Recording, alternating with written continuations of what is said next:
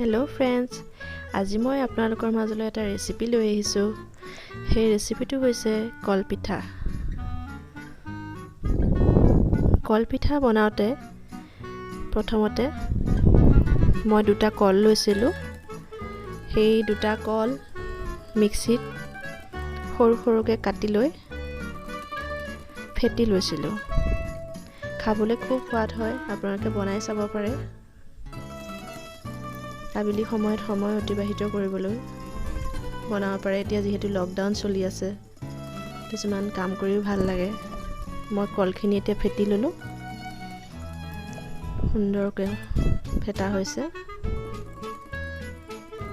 ফেটি লোৱাৰ পাছত মই ভজা পিঠাগুড়ি লৈছিলোঁ। ভজা পিঠাগুড়ি আমাৰ মানুহ 4জন, সেই 4জন চাই 5 চামুচ ভজা পিঠাগুড়ি লৈছিলোঁ।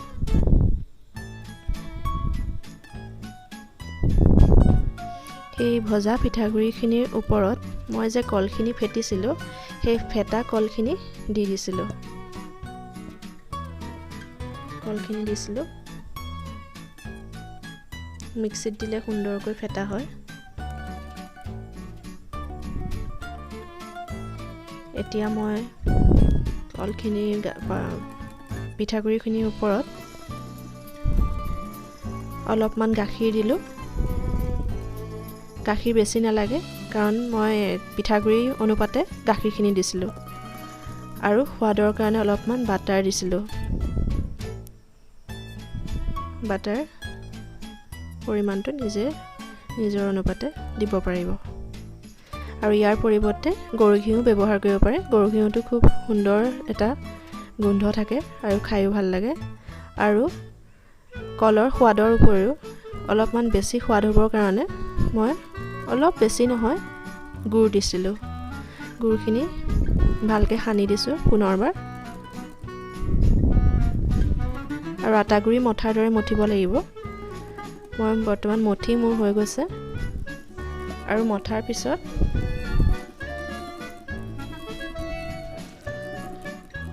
লাডু বনাইছিলোঁ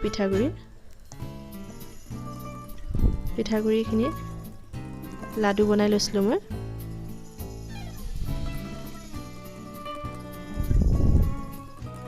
কলপিঠাৰ লগত জড়িত আন এটা বস্তু হৈছে কলপাত। কলপাত নহ'লে কলপিঠা নহ'ব। কলপাতখন লাগিবই, কাৰণ আমি পিঠাটো কলপাতৰ ভিতৰত ভৰাই বেলিব লাগিব আৰু পুৰিব লাগিব। যেনেদৰে আমি ৰুটি সেকোঁ, ঠিক তেনেদৰে। মই পিঠাগুড়ি লাডুকেইটা কৰি ল'লোঁ প্ৰথমতে। তাৰপিছত কলপাতখন গৰম টাৱাখনৰ ওপৰত অলপ সেকি লৈছিলোঁ, যাতে কলপাতখন বেলোতে ভাজ দিওঁতে ফাটি নাযায়। বেছি খৰখৰীয়া হৈ থাকিলে ফাটি যোৱাৰ সম্ভাৱনা থাকে। এতিয়া মই অলপ সেকি লৈছোঁ কলপাতখন। পানীখিনিও শুকাই যায় আৰু অলপমান কোমল কৰি লৈছোঁ সেকি পেলাই। লেৰেলি যোৱা নিচিনা হয় জুইত দিলে অলপ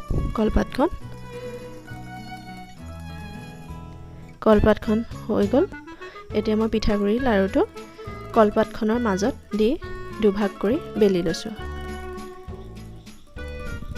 সুন্দৰকৈ বেলি ল'ব লাগিব। বেলি লৈ আমি যেনেদৰে ৰুটি সেকোঁ, ঠিক তেনেদৰে কলপাতখন নি টাৱাখনৰ ওপৰত বহাই দিছোঁ। আৰু ৰুটি সেকাৰ দৰে সেকিব লাগিব। গৰম টাৱা হ'ব লাগিব, আৰু গৰম টাৱাখনৰ ওপৰত ৰুটি সেকাৰ দৰে মই কলপাতখন বহাই দিছোঁ।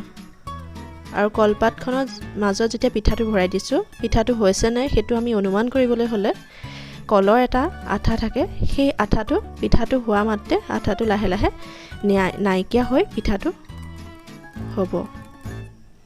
এতিয়া মোৰ পিঠাটো প্ৰায় কমপ্লিট হৈছে।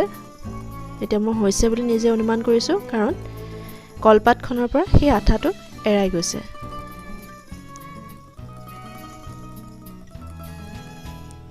পিঠাটো কমপ্লিট হৈছে, হৈ গ'ল। পিঠা ৰেডি।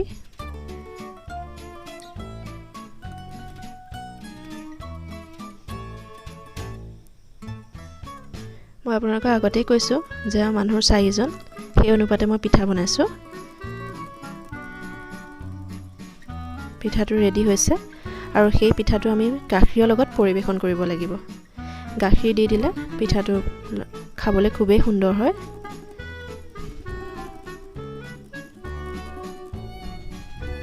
এতিয়া মোৰ 2 নম্বৰটো পিঠা।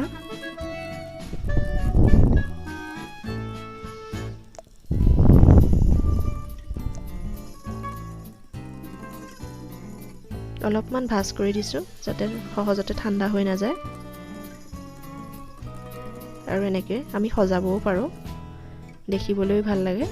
পিঠা প্ৰায় 3টা কমপ্লিটেই হৈ গৈছে।